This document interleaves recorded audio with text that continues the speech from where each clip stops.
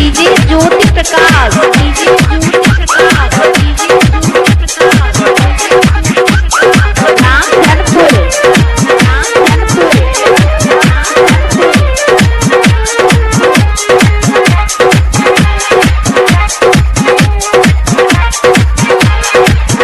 अब मिक्सिंग रही MM production प्रस्तुति। तोरे से कहबोगे तोरे बतेबोगे, तोरे से कहबोगे तोरे बतेबोगे। सुन ले माय डियर, सुन ले हैप्पी न्यू ईयर। सुन ले माय डियर, कहबो हैप्पी न्यू ईयर। तोरे से कहबोगे तोरे बतेबोगे, तोरे से कहबोगे तोरे बतेबोगे। सुन ले माय डियर, सुन ले हैप्पी न्यू ईयर। सुन ले माय डियर, कहबो हैप्पी न्यू ईयर। ओए होए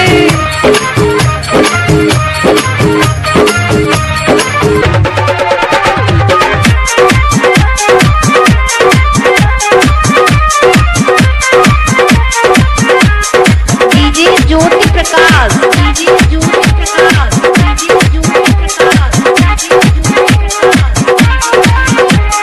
तोरा घूमे बोगे पूरा दरभंगा, नया आसाल तो किन देबो लहंगा। अच्छा तोरा घूमे बोगे पूरा दरभंगा, नया आसाल तो किन देबो लहंगा। सेल्फी हम लेबोगे तोरे पटेबोगे, सेल्फी हम लेबोगे तोरे पटेबोगे। सुन ले माय डियर, हैप्पी न्यू ईयर। तोरे के कहबो माय डियर, सुन ले हैप्पी न्यू ईयर।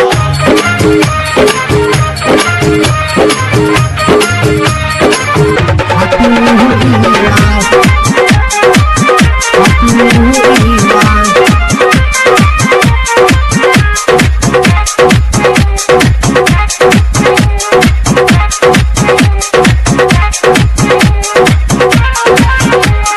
नया साल में हेतै पूरा धमाका, डीजे बजा के गोरकी फोड़ब पटाखा। गे नया साल में हेतै पूरा धमाका, डीजे बजा के गोरकी फोड़ब पटाखा। ग्रीटिंग कार्ड देबोगे अपना बनेबोगे, ग्रीटिंग कार्ड देबोगे अपना बनेबोगे। सुन ले डियर, कहबो हैप्पी न्यू ईयर। सुन ले माय डियर, कहबो हैप्पी न्यू ईयर।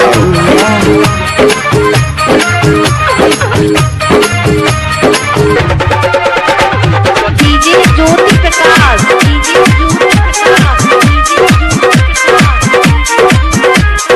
नाम धनपुर, नाम धनपुर,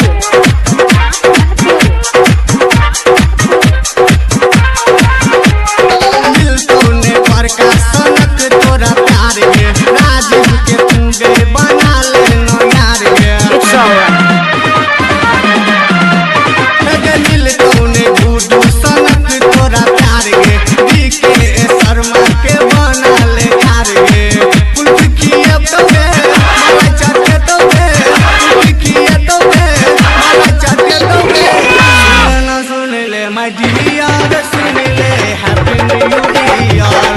तोरे से कहबो गोरकी माय डियर, हैप्पी न्यू ईयर। तोरे से कहबोगे तोरे बतेबोगे, तोरे से कहबोगे तोरे बतेबोगे। सुन ले माय डियर, सुन ले हैप्पी न्यू ईयर।